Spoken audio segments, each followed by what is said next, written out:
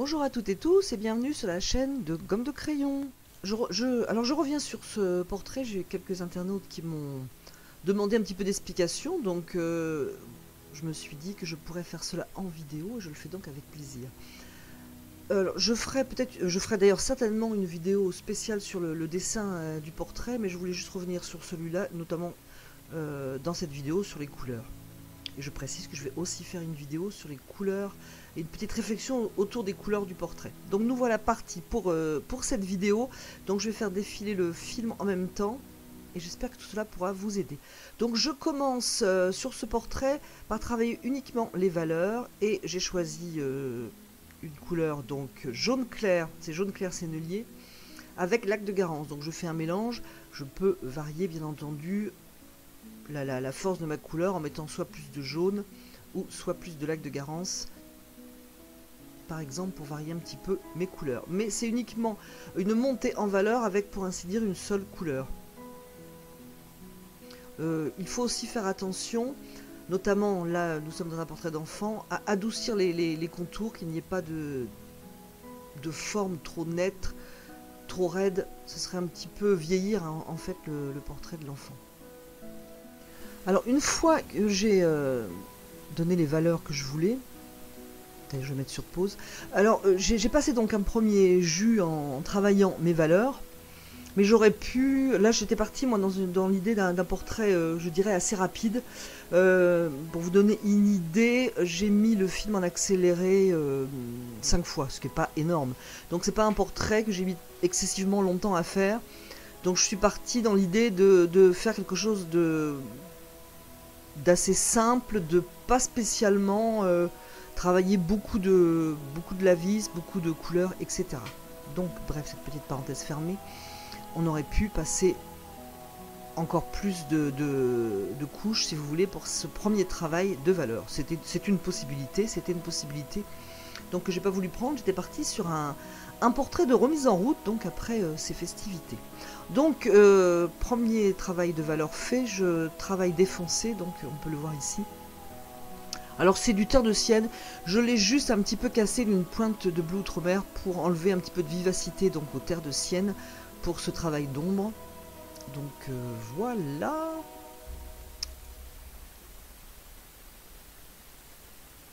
Et dans ce qui est à présent mouillé, j'ai mis un petit peu de bleu outre-mer. Et je précise que d'ailleurs, au préalable, je n'avais pas mouillé le papier. De temps en temps, je mets un petit coup de vapeau, mais sinon, j'ai pas mouillé le papier à l'avance.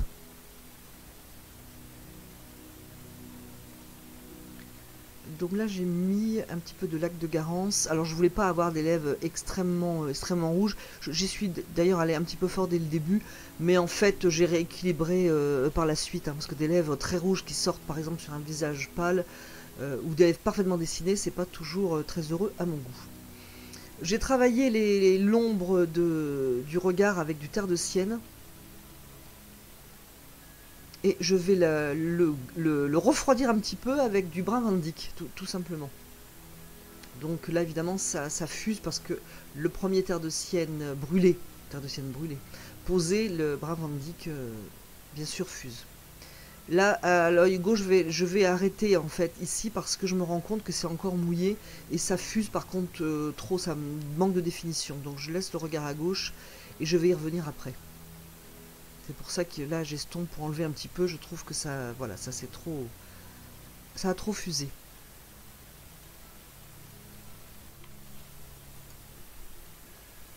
Alors j'ombre légèrement l'œil aussi, avec un brun Van Dyck, alors vraiment très dilué. Je marque un petit peu aussi le creux qui est au-dessous de l'œil, ici.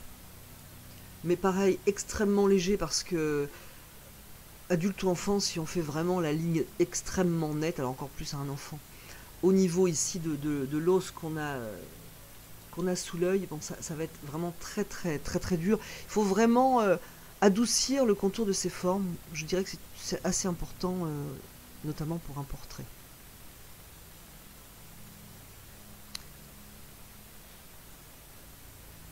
Donc là, sur la droite, et ici notamment, j'ombre un petit peu aussi à nouveau le travail des valeurs, mais je reste dans le terre de sienne. Toujours dans mon idée de faire un portrait presque dans une couleur en fait.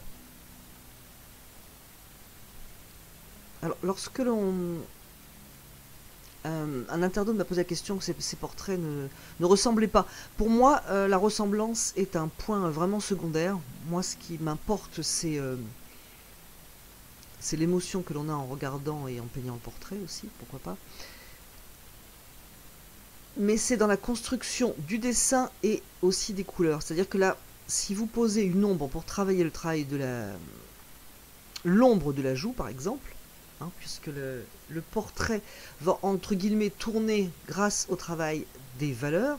Donc si vous posez un foncé ici pour mettre en évidence la joue, il faut vraiment faire attention de faire l'autre au bon endroit par rapport à votre modèle. Donc il faut regarder une ombre et par rapport à une autre ombre, pour le travail de cette joue par exemple. Comme l'ombre de l'œil ici et par rapport à l'autre ombre de l'autre œil. On ne fait pas un œil entièrement et après on passe à l'autre. C'est une ombre, ou surtout des ombres d'ailleurs, parce que c'est les ombres qui vont faire les formes, pour moi, plus que de donner des lignes par exemple au contour d'un œil. Donc une ombre par rapport à une autre ombre. Donc nous voilà repartis.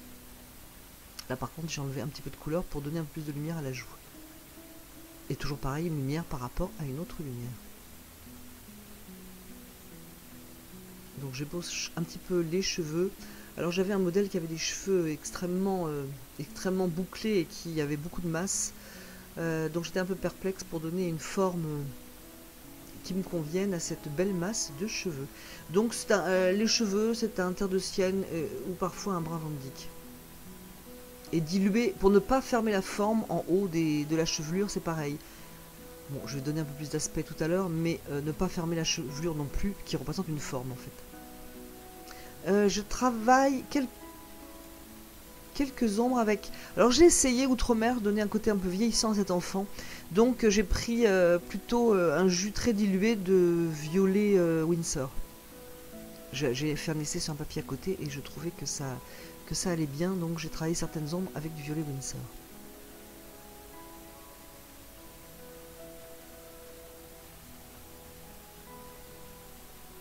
Alors je fais quelques petits cheveux avec le pinceau traînard.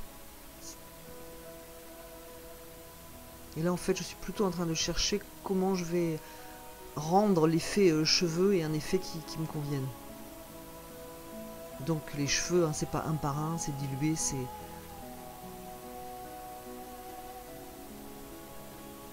cela fuse, etc. Donc pour donner une ombre plus enfoncée entre guillemets aux yeux, c'est plutôt un brun Van Dyck. Et lorsque je veux une ombre plus lumineuse, je prends donc le terre de sienne, ce qui fait venir plus en avant. Ce qui creuse moins le regard par exemple. Là j'ai pris brun Van Dyck pour faire le regard. Si mes souvenirs sont bons, parce que je ne suis plus certaine entre brun Van Dyck et peut-être un mélange terre de sienne brun Van Dyck pour l'iris. Alors au niveau de la bouche c'est pareil, je fais attention à ne pas cerner. Je ne vais pas faire un tour au niveau de la bouche. C'est plutôt des couleurs entre plus claires et plus foncées qui donnent le volume de la bouche. C'est par exemple l'ombre sous la lèvre inférieure qui va donner le dessin de la bouche et non pas faire le tour du dessin de la bouche, ce qui est vraiment pas harmonieux du tout.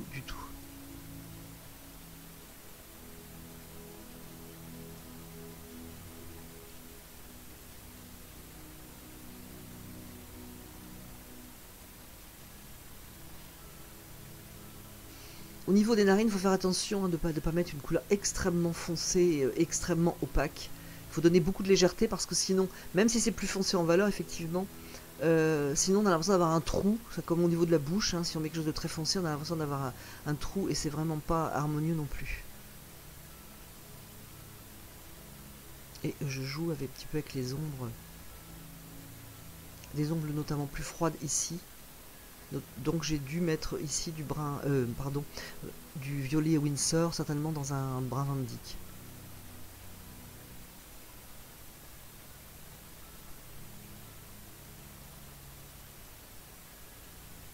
Et je retravaille légèrement cette petite ombre ici qui donne du volume aussi au niveau du front et du nez avec un terre de sienne très dilué. Et donc là, il y a effectivement une ombre entre la lèvre inférieure et supérieure, mais certainement pas une couleur foncée et sombre.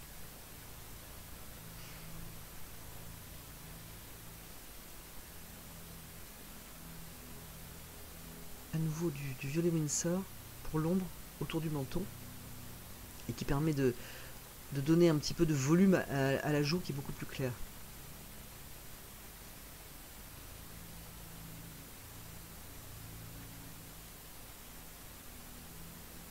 Et encore une fois, lorsque l'on fait une ombre, par exemple l'ombre ici, a toujours un rapport avec l'ombre là.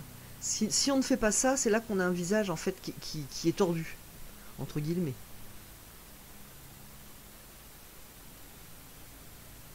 Bon, j'ébauche très succinctement le vêtement, je fais des ombres à nouveau, brun Van Dyck certainement et un petit peu de violet Winsor.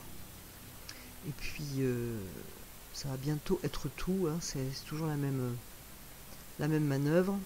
Un petit peu de lumière ici avec du terre de Sienne, mais pas trop clair. Hein.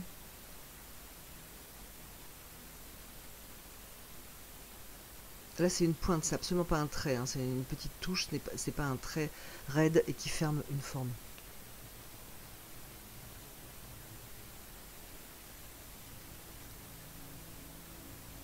Alors sur la photo, le petit enfant avait des cils extrêmement marqués. À moins d'être dans une bande dessinée ou dans une illustration, enfin il n'était pas question de faire des cils vraiment très marqués un par un. En illustration ça fonctionne, mais pas en portrait comme ça. Les détails doivent vraiment... le visage doit être suggéré en fait, ne pas imposer. Et par exemple faire les cils un par un, ou même une frange de cils, c'est imposé. Si on veut un petit peu de poésie, il faut rester léger sur ce que l'on dit en fait, il faut laisser en voir. Bon, j'avais un petit peu réfléchi, j'ai laissé la chemise dans les mêmes tons, hein, parce que si par exemple j'avais fait une chemise verte, ou je ne sais pas, même voire bleue, ça me coupait le visage avec le vêtement, et c'est pas du tout ce que je voulais. Donc pour garder une ambiance, une atmosphère. Déjà, bon, j'ai peint le vêtement jusqu'en bas, mais je savais très bien que j'allais couper, resserrer autour du visage de l'enfant. Donc je pense qu'on va bientôt arriver à la fin, et je pense vous avoir tout dit. J'ai hésité aussi à laisser le fond blanc, et en fin de compte, non, j'ai un petit peu marié le fond avec le personnage.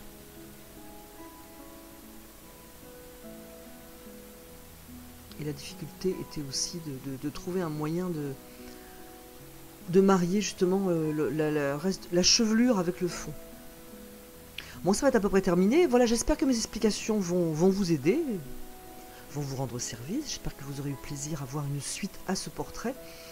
Alors n'hésitez pas à me dire si cela vous plaît comme principe, parce que si cela vous plaît, je pourrais reposter des portraits et vous donner l'explication peut-être en un deuxième temps, parce que peindre un portrait, c'est un travail qui accapare énormément l'esprit.